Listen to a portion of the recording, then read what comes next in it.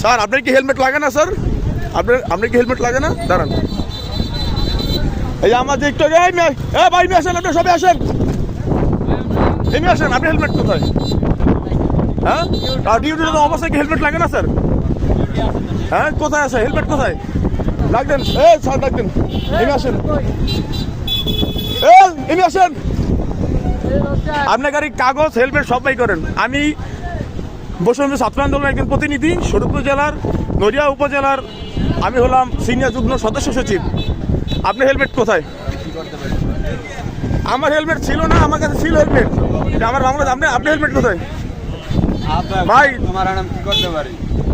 কিছু করতে না, আপনার হেলমেট কোথায় ওটা বলেন। এখানে ডিউটি মানে ডিউটি দিলে হেলমেট লাগে না? না, হেলমেট লাগে না। কোথায় হেলমেট? আমার হেলমেট তো আমার রুমে ছিল। আমার কথা তো আপনারা শুনেন নেই? কি বক্স ঘুরাইবো? আরে আপনার সাথে আছে কিনা হেলমেট এটা বলেন আপনি। হ্যাঁ, কিসের ডিউটি আপনার? আপনি হেলমেট কোথায়? নামেন, আপনার সমস্যা কি? আপনি হেলমেট কোথায়? কেন বক্সে কেন যাবো? আপনি হেলমেট কোথায়? দাঁড়ান ভাই, আপনার হেলমেট কোথায়? কাগজ কোথায় গাড়ির? বক্সে কেন ভাই?